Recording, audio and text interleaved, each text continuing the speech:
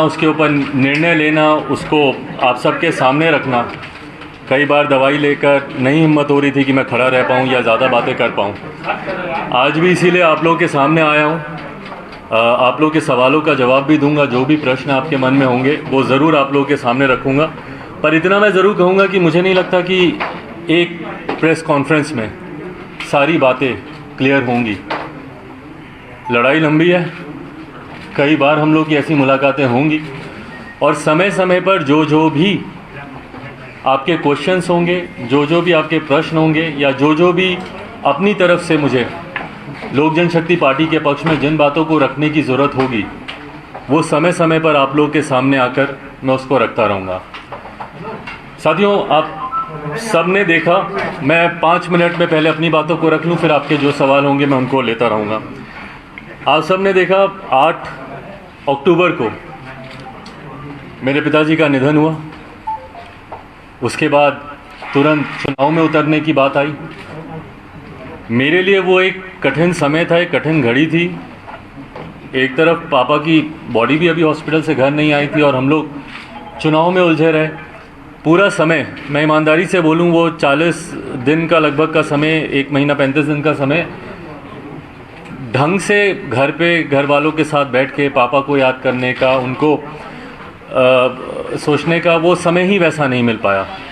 आने के बाद परिवार के साथ ज़रूर मैंने समय बिताया, काफ़ी घर वालों के साथ, मम्मी के साथ, परिवार के साथ। और उसके बाद वापस हम लोगों ने कि किस तरीके से इस चुनाव में, और इस चुनाव के परिणाम पर मैं एक बात ज़रूर बोलूँगा प्रमुखता से कि इस चुनाव में मिली लोक जनशक्ति पार्टी को जो एक बड़ी जीत हम लोग की हासिल हुई है। जीत, चुनाव में जब आप इलेक्टोरल पॉलिटिक्स में होते हैं तो कई बार जीत को सिर्फ और सिर्फ संख्या से आंका जाता है कि भाई आपके कितने विधायक आपके जीत के आए, कितने सांसद आपके जीत के आए। पर मेरे लिए भी एक बड़ी जीत थी जो लोक जनशक्ति पार्टी के बारे में कहा जाता था कि भैया 2%, 3%, 4% की पार्टी है।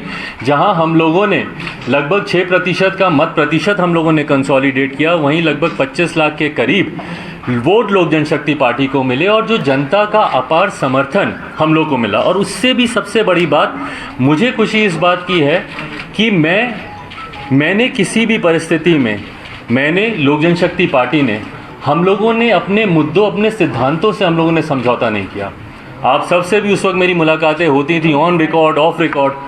और मुझे याद है कि आप में से कई लोग ऐसे थे कि अरे छोड़िए, आप तो से बात कर रहे हैं, जब चुनाव आएगा तो देखिएगा आप लोग सीटों का समझौता कर लेंगे, आप सिर्फ प्रेशर पॉलिटिक्स कर रहे हैं, बाद में आप लोग साथ में जाएंगे, चुनाव लड़ेंगे। ये आप सबको भी कहीं ना कहीं इस बात का लगता था। मुझे खुशी इस बात की है कि पार्टी ने ये निर्णय लिया कि नहीं, हम कुछ मुद्दों को लेकर मौजूदा गठबंधन में जो जनता दल यूनाइटेड है उनके साथ हम लोग गठबंधन में आगे नहीं बढ़ सकते। और ये कारण था कि हम लोग गठबंधन से बिहार में अलग होने का पार्टी ने फैसला लिया और हम लोगों ने अलग होकर हम लोगों ने चुनाव लड़ा। मजबूती से हम लोगों ने अपनी बातों को रखा। आज जब चुनाव ख़त्म हुए उसके बाद से कहीं ना कहीं निरंतर, और चुनाव के दौरान भी, चुनाव से पहले भी, मुझे याद है जब पापा अस्पताल में भी थे तो उस वक्त भी कई बार कुछ लोगों द्वारा और जनता दल यूनाइटेड के द्वारा खास तौर पर मेरी पार्टी लोक जनशक्ति पार्टी को तोड़ने का प्रयास निरंतर तब भी किया जा रहा था। मुझे याद है कि मेरी शायद पापा की जब आखिरी बार बात पार्टी के कुछ नेताओं से हुई थी, जब वो आईसीयू में थे, तो उस वक्त भी जब उनकी बात हुई तो उन्होंने इसी बात को कहा कि क्यों मीडिया में इस तरीके की भ्रामक खबरें आती हैं। उनकी चाचा से भी बात हुई, चाचा को भी उन्होंने इसी बात के बारे में कहा कि क्यों बार बार ये खबरें आती हैं कि भाई पार्टी टूट रही है, पार्टी अलग हो रही है, इस तरह की जानकारी क्यों आती है।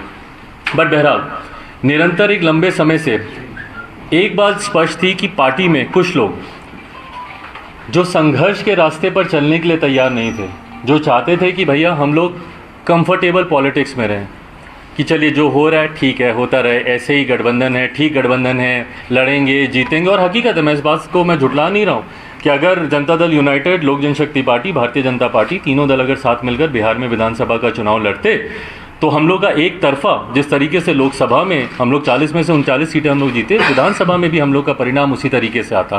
पर उसके लिए मुझे नतमस्तक होना पड़ता मौजूदा मुख्यमंत्री नीतीश कुमार जी के सामने। उसके लिए मुझे समझौता करना पड़ता अपनी नीतियों से। मैंने बिहारी फर्स्ट विजन डॉक्यूमेंट जो पूरे बिहार में हम लोगों ने घूमकर, हर एक जिले, हर एक प्रखंड में जाकर वहाँ के लोगों से सुझाव लेकर जो हम लोगों ने तैयार किया था, उसको सम्मिलित करने से साफ इनकार कर दिया गया। किसी भी गठबंधन में एक नॉर्मल प्रैक्टिस रहा है कि आप कॉमन मिनिमम प्रोग्राम आप ड्राफ्ट करते हैं, साझा न्यूनतम कार्यक्रम के हिसाब से सरकार चलती है, और मेरा भरोसा नहीं था कि भैया आपका साथ निश्चय बिहार में विकास कर सकता है। और मुझे लगता है कि हर वो व्यक्ति जिसको बिहार से प्यार है, बिहारियों से प्यार है, बिहार के युवाओं से प्यार है, अपने समाज से प्यार है, हर वर्ग के समाज से प्यार है, जो व्यक्ति बिहार से प्यार करता हो वो शायद अपनी बातों को इतनी प्रमुखता से रखता है जितनी प्रमुखता से मैंने रखा, और उसके सामने ना मैं झुका, ना मैंने किसी तरीके का मैंने समझौता किया, और अपने विश्वास पर मेरी पार्टी के पूरे समर्थन के साथ मैंने चुनाव लड़ा। बट हाँ, जैसा मैंने कहा कि कुछ लोग संघर्ष के रास्ते पर चलने के लिए तैयार नहीं थे। उन लोगों ने उस वक्त भी, उस चुनाव के दौरान भी, जिसमें मुझे दुख के साथ कहना पड़ता, बट मेरे चाचा खुद, उन्होंने चुनाव प्रचार में उस वक्त कोई भूमिका नहीं निभाई। मेरी पार्टी के कई और सांसद जो अपने व्यक्तिगत चुनाव में, वीणा जी वैशाली, वो अपने सुपुत्री उनके चुनाव लड़ रही थी, वो उसमें व्यस्त थी। कैसर साहब का क्या ही कहना, उनके तो सुपुत्र खुद दूसरे गठबंधन से चुनाव लड़ रहे थे, वो उसमें व्यस्त थे। कई पार्टी के और नेता, मेरे छोटे भाई जब समस्तीपुर में मेरे जो दूसरे भाई चुनाव लड़ रहे थे, उनके चुनाव में व्यस्त थे। जिस तरीके से पूरे प्रदेश भर में कुछ लोगों की भूमिका होनी चाहिए थी, उस तरीके से उस वक्त भी देखने को नहीं मिली, और कहीं ना कहीं आभास कुछ लोगों को था कि आज नहीं तो कल पार्टी संभवतः इन सवालों को लेकर उनके सामने उनसे कार्रवाई कर सकती है, उनसे पूछताछ कर सकती है। बहरहाल जब चुनाव समाप्त हुए उसके बाद, जैसा मैंने कहा कि मुझे थोड़ा समय चाहिए था अपने परिवार के साथ रहने का, वो समय मिलने के बाद जब वापस हम लोग रणभूमि में उतरने की तैयारी कर रहे थे, कोरोना प्रोटोकॉल तब तक लागू हुए, इस महामारी से बचाव के लिए कई तरीके के नियम कायदे कानून बनाए गए, और उस वक्त हम लोगों ने पुनः कुछ समय के लिए अपनी तमाम राजनीतिक गतिविधियों पर हम लोगों ने रोक लगाई, और उसके फिर तुरंत बाद मुझे टाइफाइड हुआ, और संजोग ऐसा कि इस बार हालत इतनी ज़्यादा ख़राब हुई कि लगभग 40 दिन से ज़्यादा का समय मुझे लगा अपने आप को बेहतर स्थिति में लाने के लिए। अभी भी रिकवरिंग में ही हूँ, पूरी तरीके से रिकवर नहीं हो पाया हूँ, पर वो समय ज़रूर लगा। और तब तक दुख मुझे इस बात का है कि जब मैं बीमार था, जब मैं बिस्तर पे था, उस वक्त मेरे पीठ पीछे जिस तरीके से ये पूरा षड्यंत्र रचा गया, इस बात का मुझे दुख है कि अगर किसी को भी कोई भी तकलीफ़ होती, और जबकि मैंने निरंतर प्रयास किया अपने चाचा से संपर्क साधने का, उनसे बात करने का, चुनाव के बाद से लगातार मैंने कोशिश की कि मैं उनसे बात करूं, अगर किसी तरीके की कोई समस्या है या उनको अगर किसी तरीके की बातें मेरे सामने रखनी हो। और ये संपर्क नहीं होने के बाद, ये संवादहीनता आने के बाद, मैंने स्वतः अपनी तरफ से मैंने होली के दिन, क्योंकि वो दिन मेरे लिए एक कठिन दिन था, आप सब ने अनुभव किया कि जब पापा रहते थे तो किस तरीके से हम लोग घर पर होली मनाते थे, पर उस दिन ना सिर्फ पापा के नहीं रहने की वजह से ना सिर्फ होली फीकी थी, बल्कि उस दिन मेरे साथ परिवार के भी लोग नहीं थे, चाचा नहीं थे, कोई नहीं था। तो उस दिन मुझे वो अकेलेपन का एहसास हुआ, और उस दिन मैंने उनको पत्र लिखा, जो पत्र मैंने कल या परसों मैंने अपने ट्विटर हैंडल के माध्यम से आप सबके बीच साझा भी किया। और उस पत्र में भी अगर आप पढ़ेंगे तो अंत में मैंने यही लिखा कि कुछ भी है आप बात तो कीजिए, आके आप मुझे बुला लीजिए, जो भी आप अपनी बातों को रखिए। पिछले 2 दिन से जब ये घटना चक्र भी चल रहा था, मैं जानता हूँ कि आप सब भी काफ़ी जानना चाह रहे थे कि भाई मैं क्या कहना चाह रहा हूँ, मेरा क्या पक्ष है, बट मैंने अपनी तरफ से अंत तक मैंने प्रयास किया कि पार्टी और परिवार दोनों को एकजुट करके रख सकूँ। लास्ट तक मैंने कोशिश की। आपने देखा कल परसों चाचा के मैं घर भी गया, वहाँ पर जाकर भी मैंने कोशिश की।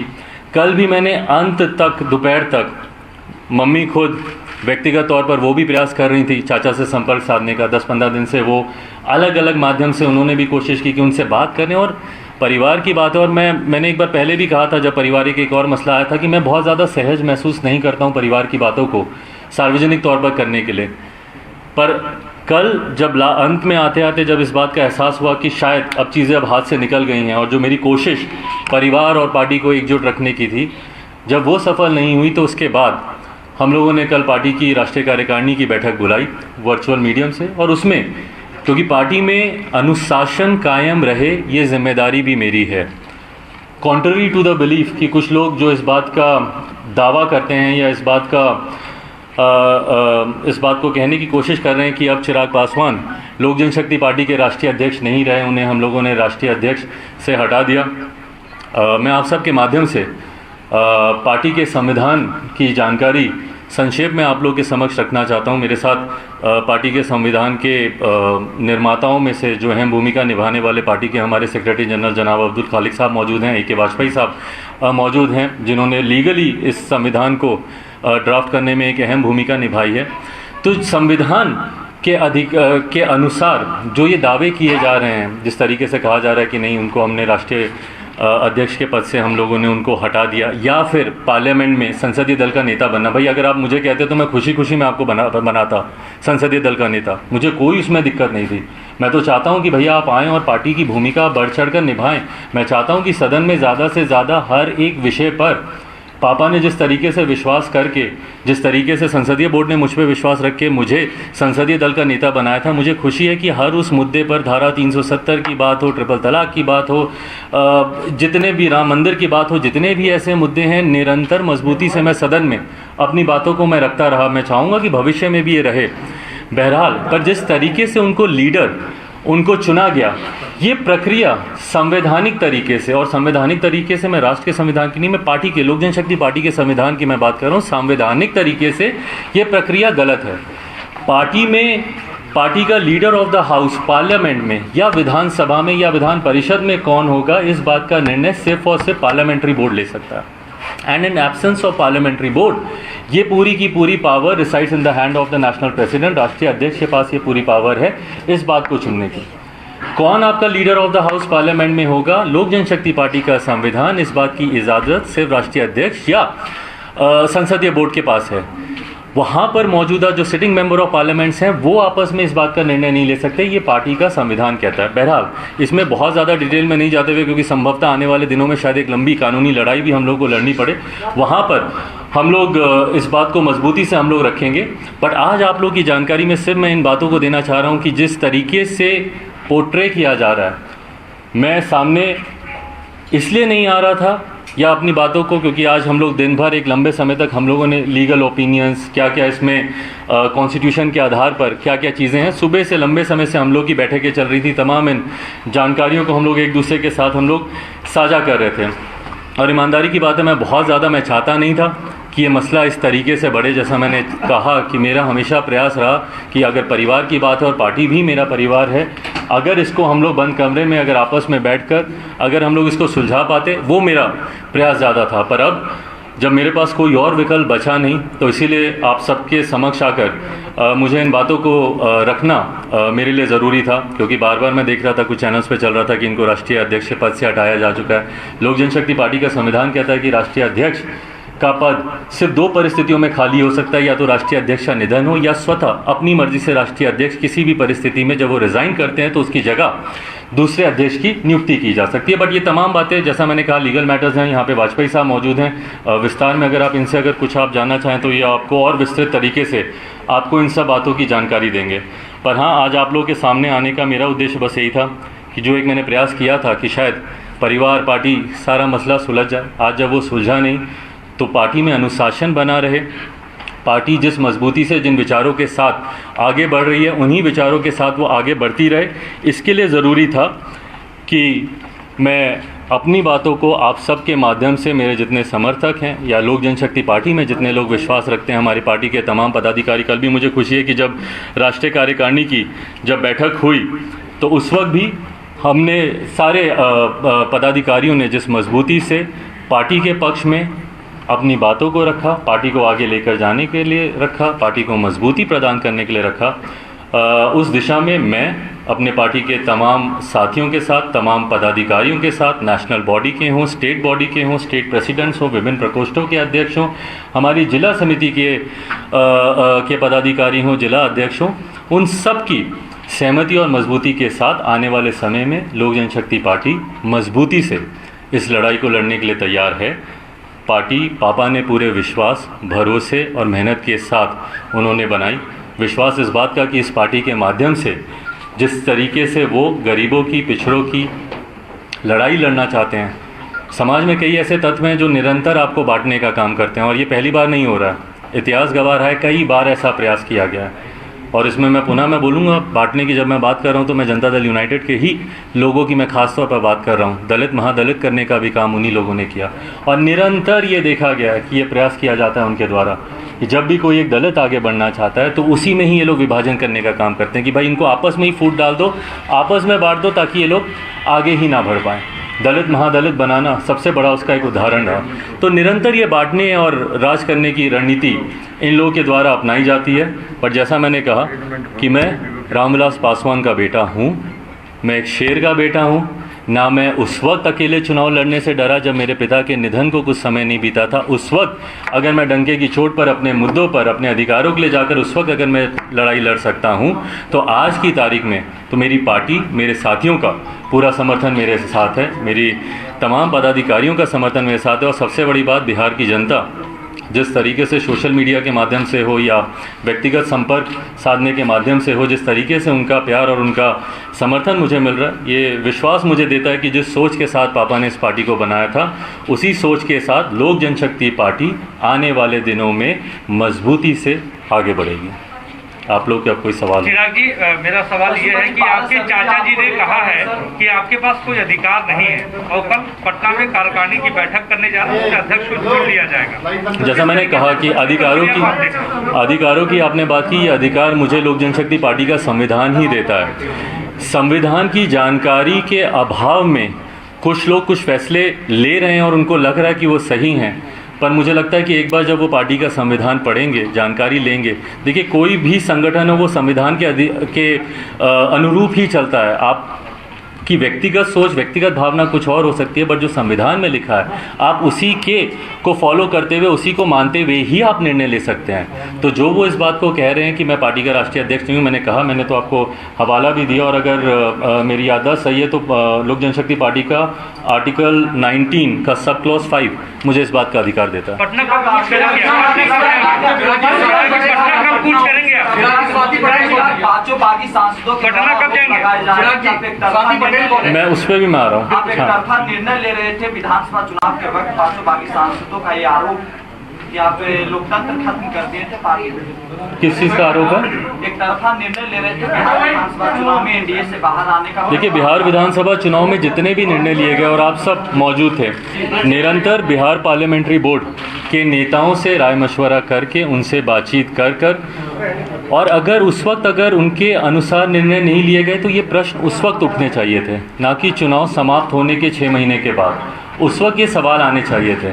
उस वक्त जो आपकी सहमति थी, उस वक्त आपको लगा कि शायद यही सही है, या जिस तरीके से पार्टी के तमाम पदाधिकारियों का, तमाम पार्टी के कैडर का जिस तरीके से उस वक्त उस निर्णय में उनका समर्थन था, तो अगर किसी को आपत्ति थी तो उस वक्त उनको आपत्ति रखनी चाहिए। जो कार्यकारिणी की बैठक बुलाई गई है, आपको क्या लगता है कि वो वैध है? और उस कार्यकारिणी की बैठक में क्या आपके भी समर्थक हैं या सिर्फ उन्हीं के समर्थक हैं? देखिए, जैसा मैंने कहा कि सुबह से हम लोग इसको लेके हम लोग चर्चा कर ही रहे हैं, और इसमें क्या बेस्ट लीगल वे आउट होगा, क्या हम लोग को अगला कदम उठाना चाहिए, उसको लेकर हम सब की चर्चा चल रही है। सही समय पर आने पर उसकी जानकारी, जो भी फैसला होगा वहाँ पे उसको मानेंगे आप? नहीं, उस फैसले को मानने का मेरे मानने का उसमें क्या उद्देश्य है? जैसा मैंने कहा कि वो अथॉराइज्ड ही नहीं है इस तरीके की बैठक को बुलाने के लिए, या इसमें लिए गए किसी भी फैसले को। पार्टी के कॉन्स्टिट्यूशन के आधार पर चलना ज़रूरी है, अनिवार्य है। जैसा मैंने कहा कि उन्होंने अपनी जानकारी के हिसाब से लोकसभा अध्यक्ष ओम बिरला जी को भी उन्होंने एक पत्र लिख दिया, बट पार्टी का कॉन्स्टिट्यूशन, लोक जनशक्ति पार्टी का संविधान क्या कहता है, उसी के अनुसार, उसी के अनुरूप आप निर्णय लेंगे ना, उससे अलग हट के आप निर्णय नहीं ले सकते। तो वो ऑथराइज ही नहीं है इसके लिए। लगता है कि आपको थोड़ा समय ज्यादा लग गया सामने आने में? भाई थोड़ी सी उसके लिए मैं क्षमा चाहूँगा, मेरी शारीरिक परिस्थिति के लिए मैं चाहूँगा कि आप उसमें थोड़ा सा मेरा साथ दें। मैं अभी भी बहुत ज़्यादा बोल पाऊँ, आपको भी शायद कहीं ना कहीं एहसास होगा, नहीं तो मैं अभी एक बार शुरू करता हूँ तो थोड़ा ज़्यादा बोल जाता हूँ, पर अभी भी उतनी हिम्मत नहीं आ पा रही है, तो वो एक कारण जरूर है। आपने पूरी जो कहा कि जेडीयू की तोड़फोड़ कर रहा है, इस बार देखा जा रहा है कि बीजेपी का भी शायद एक किसी तरह से छोटा हाथ है। आपको क्या लगता है कि मतलब जिस पार्टी को आपने पूरा अगर देखा जाए तो नीतीश कुमार के खिलाफ बड़े खड़े किए, वही आपको धोखा दे रहा है, और एक पार्टी जो वंशवाद के खिलाफ है, क्या उस पर विश्वास करना? देखिए, जब सबसे ज़्यादा मैं बाकियों का तो मुझे नहीं पता, बट हाँ, जनता दल यूनाइटेड का मैं ज़रूर बोलूँगा, उनका हाथ ज़रूर है। और सबसे बड़ी बात, पहले तो ये मेरा इंटरनल मैटर है, ये मेरी पार्टी का मैटर है। जब आपको अपने ही धोखा देते तो फिर आप बाहर वालों पे आप क्या उंगली उठाएं? तो पहले मुझे इंटरनली इन चीज़ों को समझना ज़रूरी है, किसका हाथ है, बाहर से कौन कर रहा है, नहीं कर रहा है, ये बात की बात है। बट हाँ, इतना ज़रूर मैं बोलूँगा कि जनता दल यूनाइटेड के नेताओं ने जिस तरीके से भूमिका निभाई, और जैसा मैंने पहले भी कहा कि एक परंपरा रही है बांटो और शासन करो की, डिवाइड करते हैं, दलित महादलित करने का प्रयास किया। आज भी पार्टी में निरंतर, और अभी से नहीं, एक लंबे समय से कई बार मैंने कई विभिन्न चैनलों पे पहले भी मैंने देखा कि इस तरीके की बातें आती थी कि भाई पार्टी में टूट हो रही है, ये हो रहा वो हो रहा। तो ये प्रयास एक लंबे समय से चलता रहा। आपने सत्र में भी जिक्र किया स्वाति पटेल का, और स्वाति पटेल ने इस हिंदुस्तान पर ये कहा कि प्रिंस के ऊपर एवं शोषण का आरोप है, और ये सब आपकी जानकारी में था, क्या सच है सर? देखिए, मेरी जानकारी में ये विषय पहली बार, अगर मेरी याददाश्त सही है तो शायद 8 जनवरी के आसपास ये विषय मेरे संज्ञान में आया। उन्हीं के द्वारा एक लिखा हुआ पत्र मुझे दिया गया था, और उसमें उन्होंने कुछ बातों का उन्होंने जिक्र किया जो उनके साथ कुछ घटना घटी। जिस सांसद का उन्होंने जिक्र किया, मेरे भाई प्रिंस राज के बारे में उन्होंने कुछ बातों को कहा। जब मैंने उनसे, प्रिंस से जब मैंने इन बातों को जानना चाहा तो उन्होंने एक दूसरा पहलू मेरे सामने रखा। उनका वर्जन टोटली डिफरेंट था, और जिस मोहतरमा ने इन बातों को कहा उनका वर्जन टोटली डिफरेंट था दोनों का।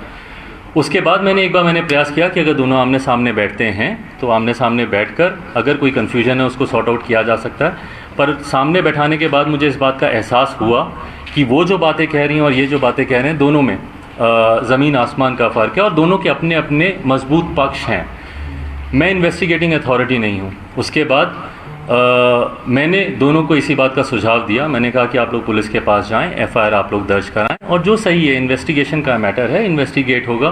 प्रिंस संभवतः शायद वो पुलिस के पास गए, उन्होंने अपनी एफआईआर दर्ज की, और उसके बाद उनसे मेरी कभी दोबारा मुलाकात नहीं हुई, तो मुझे उनका पक्ष नहीं पता कि उसके बाद उन्होंने क्या किया।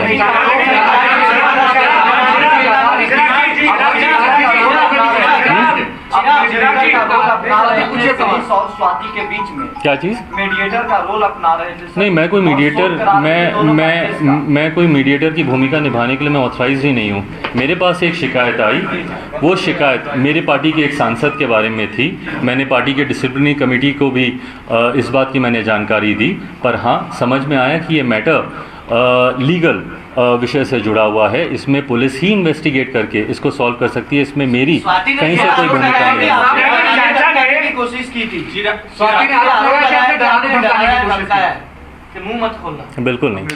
मैंने तो खुद उनको पुलिस के पास जाने की मैंने बात की, तो मैं ऐसा क्यों कहूँगा? संभव ही नहीं।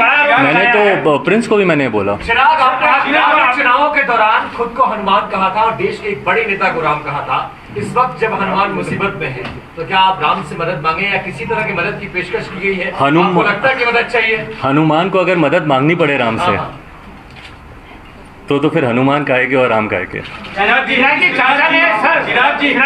आपको जो अध्यक्ष बनाया गया था, पशुपति पारस जी ने उसी पे सवाल उठा दिया है कि कोई लिखा जो भी प्रस्ताव आता है वो तो होता है, ऐसे डॉक्यूमेंट्स नहीं है, और साथ ही साथ उन्होंने उसके प्रस्तावक कौन थे? जब मैं अध्यक्ष बना था तो उसके प्रस्तावक कौन थे? खुद वही थे। उन्होंने ही मेरे नाम को प्रपोज किया था, और इसी जगह पर ये बैठक हुई थी। आप सब मौजूद थे, और वो सारे डॉक्यूमेंट्स हम लोग के पास मौजूद हैं। जब जरूरत पड़ेगी सामने रख दिया। उन्होंने बात की, पार्टी संविधान में एक व्यक्ति एक पद का है। मेरा सवाल ये है कि आपने कहा कि जेडीयू की प्लानिंग पहले से थी, और ये सबके नॉलेज में है, पत्रकारों के भी नॉलेज में है कि बिहार विधानसभा चुनाव के बाद नीतीश कुमार ने ये मन बना लिया था कि क्या करें। आपके भी नॉलेज में था, और पशुपति पारस ने जो स्टेप लिया वो बाकायदा आपने 4 पन्नों के लेटर में बता दिया है। आपको नहीं लगता है कि परिवार आगे आपको वक्त रहते एक्शन लेना चाहिए था पशुपति पारस पर? देखिए, अब आपके पार्टी के विरोध में आवाज उठा रहे हैं। देखिए, जैसा मैंने कहा, मेरे संस्कारों में नहीं है। पापा से मैंने इतना धैर्य और सबको साथ लेकर चलने की सोच मैंने उनसे सीखी है, तभी अंतिम तक मैंने प्रयास किया। उस दिन जब मैं उनके घर पे भी गया, उस दिन की अगर मैं बात बोलूँ, मैं ईमानदारी से, मैं शारीरिक तौर पर मेरी क्षमता उतनी नहीं थी कि मैं जाऊं और वहाँ पे वो कर सकूं, बट उसके बावजूद मैंने वो प्रयास किया। मैंने अपनी तरफ से, मैंने आखिर तक मैंने कोशिश की। जो आप कदम उठाने की बात कर रही हैं, जैसा मैंने कहा कि चुनाव के दौरान से ही कहीं ना कहीं आभास था, तो पार्टी के इन सांसदों के ऊपर शायद सस्पेंशन की कार्रवाई बहुत पहले हम लोगों को कर देनी चाहिए थी। पर मैंने अपनी तरफ से मैंने पूरी कोशिश की। जब तक इन लोगों ने सामने से, मैं सही बोलूं, मैं एक व्यक्तिगत बात मैं ज़रूर बोलूँगा, मेरे पापा का निधन हो गया, पापा अब नहीं है। मेरे छोटे चाचा का भी निधन हो गया।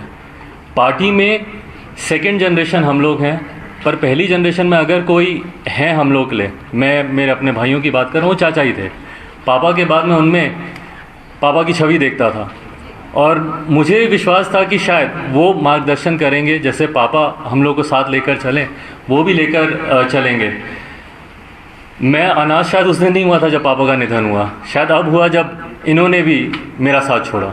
चिराग जी, क्या नीतीश कुमार को सीधे आप जिम्मेदार मानते हैं आपकी पार्टी में फूट के लिए? और दूसरा सवाल ये है कि बीजेपी के नेताओं को पूरी तरह से क्लीन चिट देते हैं जो आपकी पार्टी के अंदर हुआ, क्योंकि आप एक तरफ कह रहे हैं कि ये पार्टी का अंदरूनी मामला है, लेकिन दूसरी तरफ तो आप जेडीयू के नेताओं को जिम्मेदार ठहरा रहे। नीतीश कुमार को सीधे जिम्मेदार? मैं एक बात मैं स्पष्ट कर दूं, जब आप बोलते हैं नीतीश कुमार जी को आप सीधे जिम्मेदार, कहीं ना उसमें मेरे पक्ष को कमज़ोर आंका जाता है। मैंने चुनाव में भी इस बात को हमेशा कहा कि मेरा नीतीश कुमार जी से कोई व्यक्तिगत विरोध नहीं है, मैं उनके मुद्दों का विरोध करता हूं, मैं उनकी नीतियों का मैं विरोध करता हूं। आज भी मैं इस बात को मैं कैसे बोलूं कि उनकी सीधी भूमिका है, बट हाँ, जिन नेताओं की सीधी भूमिका है वो उन्हीं के पार्टी के लोग हैं, तो उसमें प्रत्यक्ष या अप्रत्यक्ष रूप से अगर आपकी भूमिका है तो कहीं ना कहीं जिम्मेदारी आपकी बनती है, और वो उस पार्टी के मुख्यमंत्री हैं। तो इसीलिए, और जहाँ तक रही बात किसी को क्लीन चिट देने की, मैंने कहा मैं तो फिलहाल अभी इंटरनली इन बातों को मैं सुलझा रहा हूँ। लोक जनशक्ति पार्टी का ये इंटरनल मैटर है, मैं इंटरनली इसको मैं सुलझा रहा हूँ। आने वाले समय में अगर किसी से बात करने की ज़रूरत पड़ेगी, किसी प्लेटफॉर्म पे इन बातों को डिस्कस करने की ज़रूरत पड़ेगी तो उसको भी किया जाएगा। चिराग जी, जो आपने पत्र लिखा उसमें स्वाति पटेल का नाम क्यों लिखा? उन्होंने बार-बार ये सवाल पूछा। आपने स्वाति पटेल का जिक्र क्यों किया जो अपने आदरणीय चाचा जी को आपने पत्र लिखा? वो सवाल पूछ रहे। दूसरा ये कि जब आपने ये कह दिया था ये लीगल मामला है, आप लोग दोनों लोग पुलिस के पास चले जाइए, तो फिर आपने पत्र में क्यों नाम लिखा और आपने कोई कार्रवाई की? मैंने ये पत्र शायद 29 मार्च को मैंने ये पत्र लिखा था, होली के दिन मैंने पत्र लिखा था। इस पत्र को लिखते वक्त इस पत्र को कभी सार्वजनिक किया जाएगा ये मेरी मंशा कभी नहीं थी। कल भी जब मैंने इस पत्र को अपने ट्विटर हैंडल से जब मैंने इसको अपलोड किया, उसमें मेरी इंटेंशन इनके बारे में या इनके विषय को साझा करने की नहीं थी। ये एक संजोग ऐसा था कि पूरे उस 4 पन्ने के पत्र में एक विषय ऐसा आया, एक पैराग्राफ ऐसा आया जहाँ पे इनके उस घटना चक्र का भी जिक्र था। उसको अपलोड करने के बाद जैसे ही मुझे इस बात की जानकारी मिली कि संभवतः उनका नाम गया है इसमें, अपनी नैतिक जिम्मेदारी को खुद समझते हुए तुरंत मैंने वहाँ से उसको विड्रॉ किया, उनके नाम को मैंने अनमार्क किया। बहरहाल, जैसा मैंने कहा कि इससे पहले वो खुद ही सोशल मीडिया के माध्यम से मुझे इस बात के लिए प्रवोक करने का उन्होंने प्रयास किया कि आप उस पत्र को आप साझा करें, पर मुझे जब अपनी जिम्मेदारी का एहसास हुआ तो मैंने उसमें से उनका नाम को मैंने हटाया। मेरी इंटेंशन उनके वाक्य के बारे में चर्चा करने की नहीं थी। कल मेरी इंटेंशन इस पूरे घटना चक्र, जो कि मेरे लिए एक बड़ा विषय है, मेरी पार्टी में जिस तरीके से टूट हुई, उस बात में मेरी भूमिका कहाँ पर रही, व्यक्तिगत तौर पर भी एक भतीजे के नाते मेरी क्या भूमिका रही, उसको साझा करने की थी अपने समर्थकों के साथ।